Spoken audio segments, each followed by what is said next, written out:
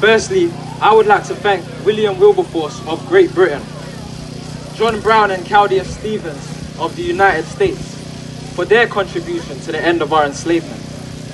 I want you to know that these were 3 white men. When we speak, we don't take into consideration skin complexion. The true definition of race is a group of people that share the same culture, that share the same history. Race has nothing to do with the color of one's skin. Here we stand today in Hampton, Virginia, where corporations that were formed in my hometown, London, England, and set up here to establish colonization. Our forefathers were indispensable in the building of the United States. We built this country with one hand tied behind our backs. Figure of speech, one hand tied behind our backs. So imagine what we could do with both hands stretched forth towards the heavens. However, in order to do so, you have to recognize and have a relationship with the Almighty that resides up there.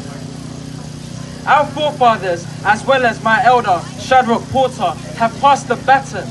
They passed that responsibility to us, our generation, as we will continue to do with our future children. So now we're here. We've all come to this point, 400 years later. And I stand here before you to talk about the future. But I have a question. Are we going to be the same people that we've been the past 400 years? Are we going to make the same mistakes that we've made the past 400 years? Or are we going to come together? Are we going to learn? Are we going to make the necessary changes? This will be a new light for all of us, but we need to understand where we are from and who we are in order to understand where we are going. The scripture says we had Moses, we had the prophets to use as our example. I will even add our elder Shadrach Porter. So speaking on the future, understand that we now have an opportunity to evoke a new outcome. We have the opportunity to have peace. We have the opportunity to collectively reach our objectives. The mental and spiritual chains have been broken. That barrier, that wall almost has been removed. So let's make a change. And how do we do that? We do that by taking up the mantle. We do that by leading. We do that by correcting the mistakes of old, ensuring that they never happen again, demonstrating the advantage that we now have. We do that by sticking to the script written from Genesis to Revelations. That is how we learn what is required from us in order to understand how to better our future. That's why I ask, are we going to be the same people? With both hands stretched forth going into tomorrow, we can begin to build. We have the opportunity to think. We have the opportunity to discuss with our families what we could do, what we're going to do. Plan it, work together, and achieve. Others will see our accomplishments and they'll want to dwell with us, as they always have.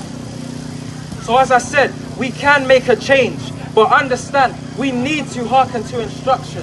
Understand everything is based on instruction. We have our manual.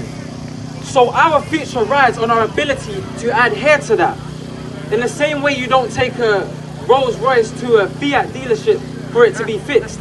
It's the same way it's the same way we need to go to our maker in order for us to understand and in order for us to have a fulfilling and prosperous future. We need to understand and we need to adhere to the instructions given to us. Understand it is imperative that we hearken to the instructions given to us. So if you ask me what I want to see in the future, I'll tell you there are 5 objectives that I want to see in the future. Peace, love, truth, prosperity, and power.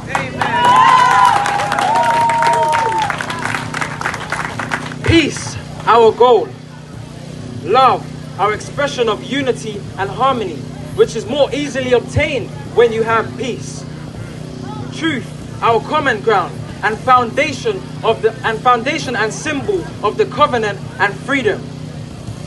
Prosperity, our cooperation of effort combined. And with that comes power.